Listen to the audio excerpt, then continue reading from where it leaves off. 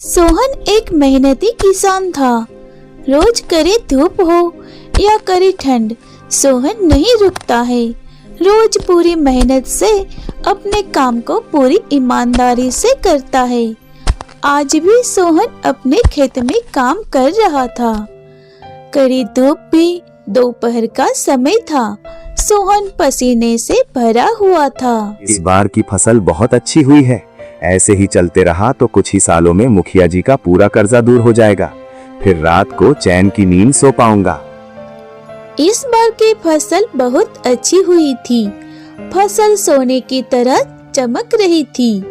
अपनी फसल को देखकर सोहन की आंखों में चमक आ जाती है और उसकी मेहनत सफल हुई। ये सोचकर वो बहुत खुश था।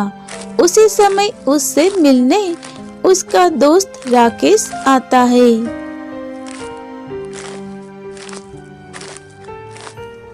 अरे वाह सोहन भाई, आज तो आपकी फसल सोने की तरह चमक रही है। ऐसा क्या जादू कर दिया है आपने?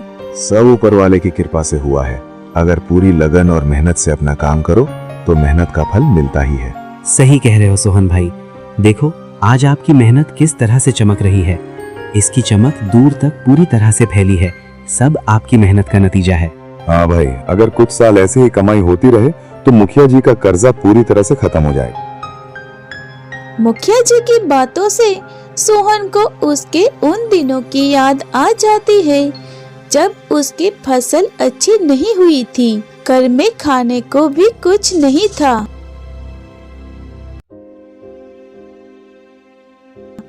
सोहन अपने घर में अपने सर पर हाथ रखकर बैठा हुआ था। चिंता में था। फसल अच्छी नहीं हुई थी। घर में खाने को कुछ भी नहीं था।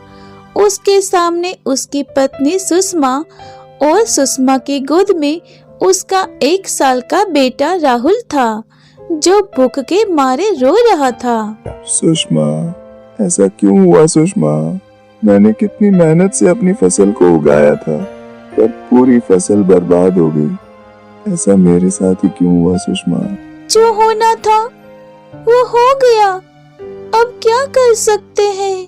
पर घर का खर्चा कैसे चलेगा? घर का खर्च पूरा करने के लिए पैसे कहाँ से आएंगे? कैसे पेट भरूंगा मैं तुम्हारा? कैसे भूख मिटाऊं इस बच्चे की? कैसे होगा ये सब? चिंता के मारे तो मेरा सर फटा जा रहा है। क्या करूं आखिर? क्या करूं मैं? आप रोइए मत, चिंता मत कीजिए। ऊपर वाला कोई ना कोई रास्ता जरूर दिखाएगा। वो हमारी मदद किसी न किसी रूप में जरूर करेगा।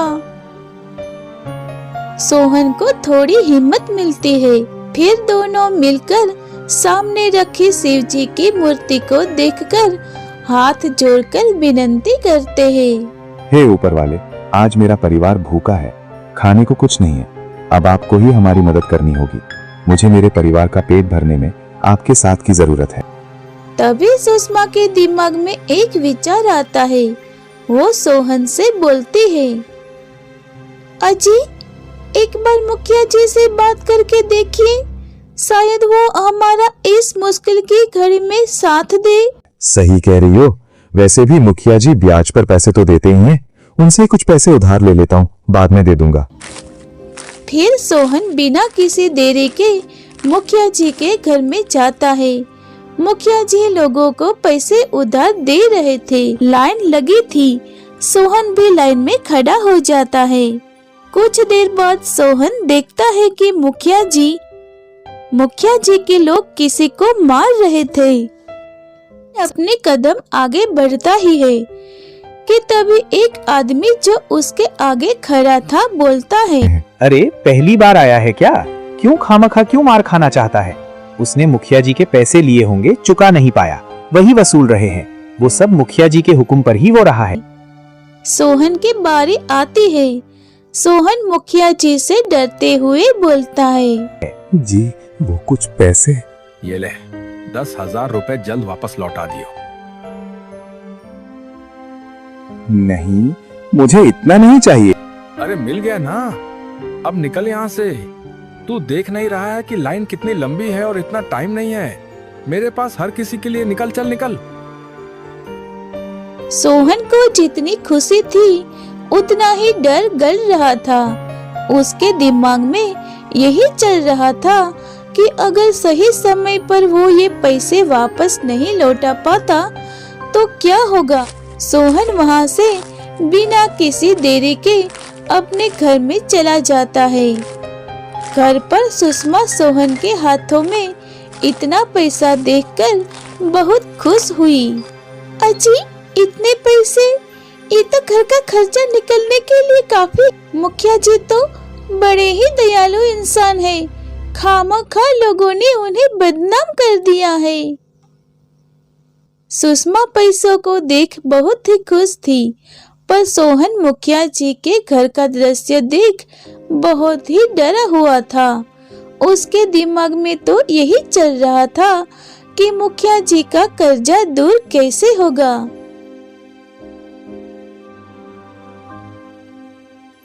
अब ज्यादा समय नहीं बचा है, जल्द ही मेरे ऊपर का ये कर्जा दूर हो जाएगा। ठीक है सोहन भाई, मैं अब चलता हूँ।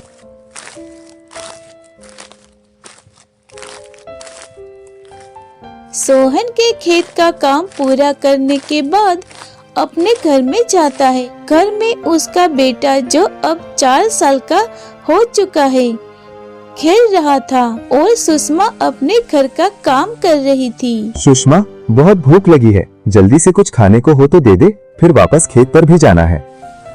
अजय सुनिए, खेत पर जाने से पहले मुखिया जी से जरूर मिल लीजिएगा। उनका आदमी आपको ढूंढते हुए घर पर आया था। मुखिया जी को आपसे कुछ काम है। सोहन को सुषमा की बातों से ही पता चल गया था कि मुखिया जी ने उसे पैसे वापस लेने के लिए ही बुलाया होगा, पर सोहन डरा नहीं बल्कि खुशी से बोलता है। अरे तू मुखिया जी की चिंता मत कर, उनसे मैं बात कर लूंगा। तू जल्द से कुछ खाने को दे, भूख लगी है। खाने के बाद मैं मुखिया जी से मिलने जाऊंगा। सोहन खाना खाता है और मुखिया जी के घर पर जाता है। वहाँ उसी दिन की तरह आज भी एक लंबी लाइन लगी हुई थी, पर आज मुखिया जी बहुत ही गुस्से में लग रहे थे और सब पर चिल्ला रहे थे। क्यों रे सोहन, आजकल बड़ा ही व्यस्त रहने लगा है तुझसे बात करने के लिए। मुझे मेरे आदमी को भेजना पड़ रहा है। बहुत बड़ा आदमी बन गया है रे तू। माफ करिएगा मुखिया जी, वो क्या है कि आजकल खेतों के काम में इतना उलझा रहता हूँ कि किसी और बात पर ध्यान ही नहीं जाता है। हाँ हाँ, बहुत ही बड़ी जमीन का मालिक जो है तू, जो काम से फुर्सत नहीं मिलती है तुझे। और बता, मेरे पैसे वापस कब लौटा रहा है? पूरे के पूरे 50,000 है, कब दे रहा है तू? अरे पर मैंने तो आपसे 10,000 ही लिए थे, 50 नहीं। आपने हिसाब में कोई गलती की होगी, सही से देखिए। अब तू मुझे हिसाब किताब समझाएगा? चुपचाप पूरे के पूरे 50,000 लौटा दे या अपनी खेत मुझे दे दे। नहीं, मैं आपको अपनी खेत कभी नहीं दूंगा। मैंने पूरी मेहनत से अपनी फसल को उगाया है, मैं उसे आपको कभी नहीं दूंगा। अरे मैं तुझसे विनती क्या कर रहा हूँ, चल तेरा कर्जा माफ और तेरा वो खेत अब से मेरा।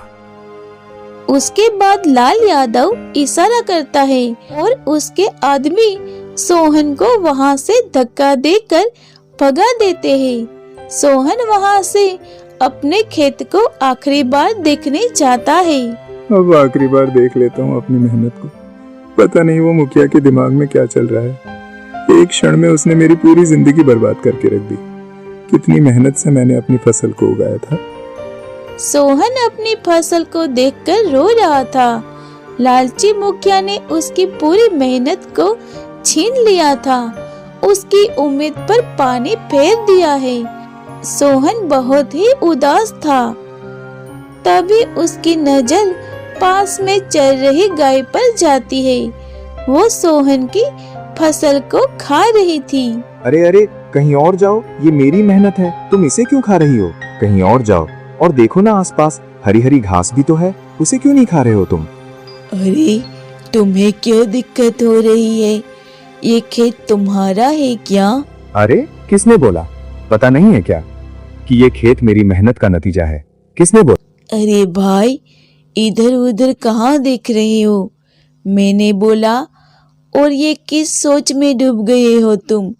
अरे घर में सब ठीक तो है ना? कौन? ये गाय बोली क्या? पर ऐसा कैसे हो सकता है? एक गाय कैसे बोल सकती है? कहीं मैं कोई सपना तो नहीं देख रहा हूँ ना? अरे मैं ही बोल रही हूँ। और मेरे सवाल का जवाब नहीं दिया। आपने घर में सब ठीक तो है ना? सोहन हैरान था। उसे कुछ समझ नहीं आ रहा था कि एक गाय कैसे बोल सकती है। ऐसा कैसे हो सकता है? सोहन को ये कोई सपना लग रहा था। जरूर ये कोई सपना है, वरना एक गाय कैसे बोल सकती है? अरे वाह, क्या फसल है ये! साफ साफ पता चल रहा है तुमने इसमें कितनी मेहनत की है कि कितने प्यार से उगाया है। इसे तुमने क्या स्वाद है ये खेत मेरा ही था, पर अब नहीं है, मुखिया ने छीन लिया। मैंने कितनी मेहनत से उगाया था इसे। मैंने आपकी फसल खाई है।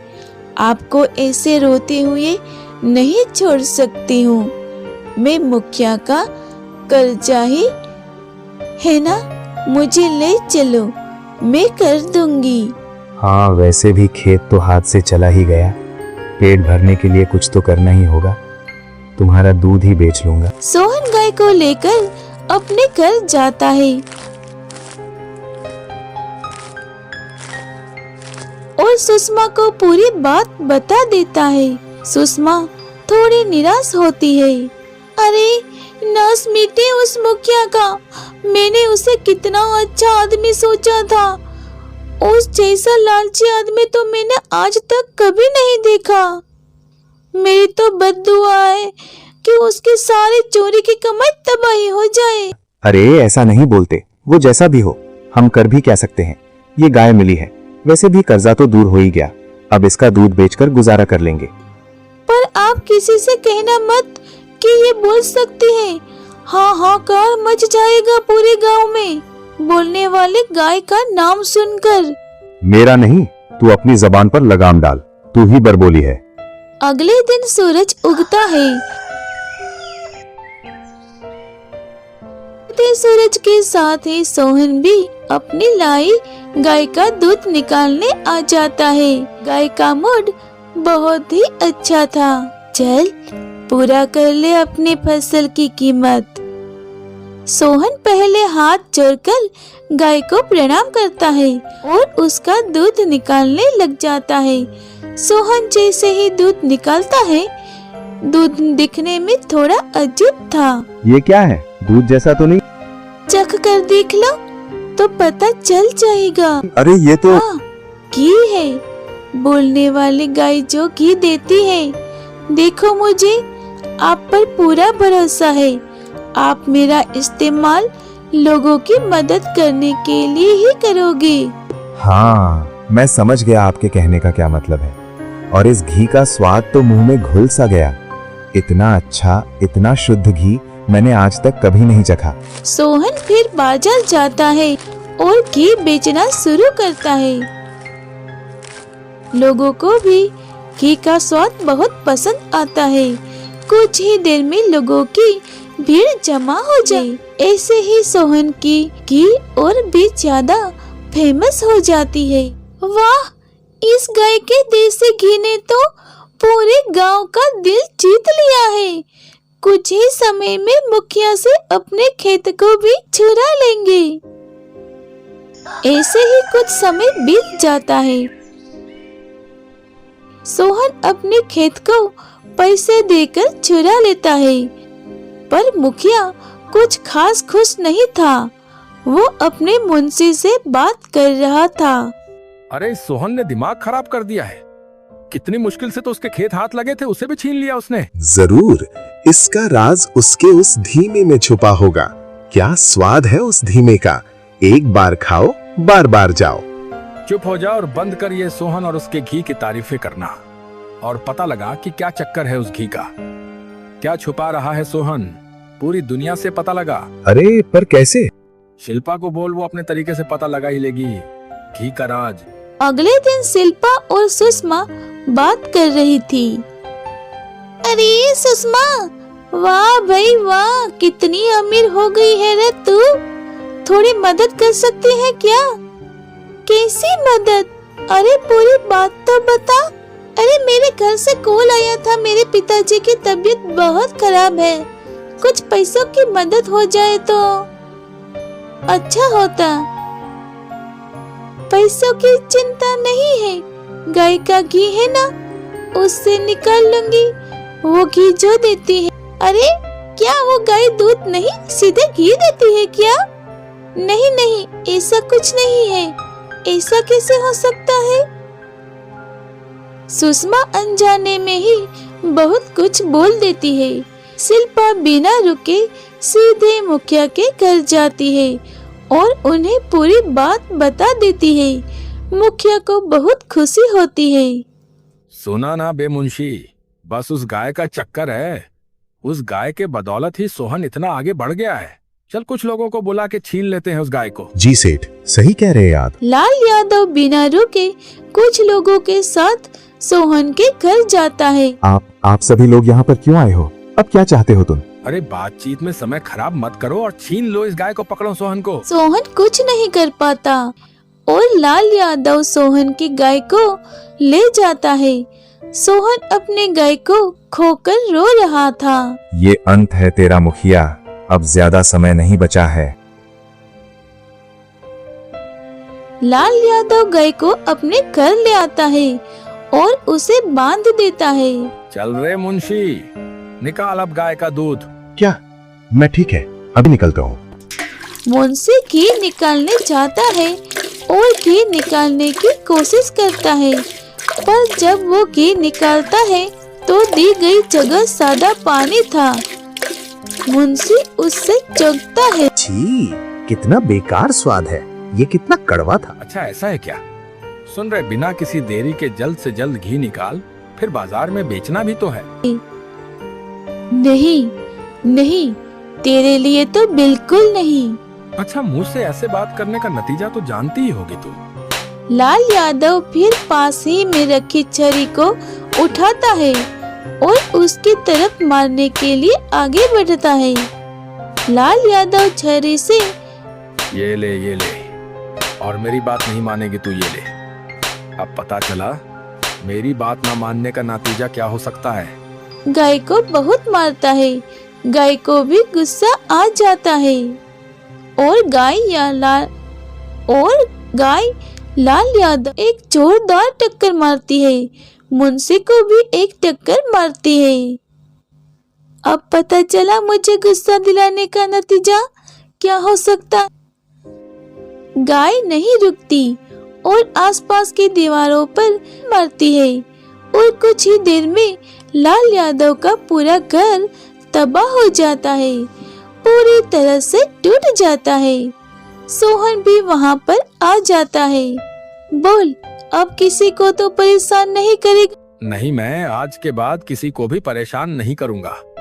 मुझे अपनी गलती का एहसास हो चुका। माफ कर दिया आपको अपनी गलती का एहसास हो गया, इतना ही काफी है। फिर सोहन और उसकी गाय घर ले जाता है और गाय आखिरी बार सोहन के परिवार से मिलती है। आपने हमारी बहुत मदद की है, पर आपका यहाँ रहना सुरक्षित नहीं है। हाँ, ये ठीक कह रहे हैं आप। हम हमारे बीच नहीं रह सकती हो। आप दोनों बहुत ही अच्छे हो। मुझे इस बात की खुशी है कि मैं आप लोगों के काम आ सकी। अब मैं चलती हूँ। गाय वहाँ से सुषमा और सोहन को खुशी से अलविदा कहकर चली जाती है। सोहन का जीवन सुधर चुका था और उसका परिवार खुशी से जीने लगता है।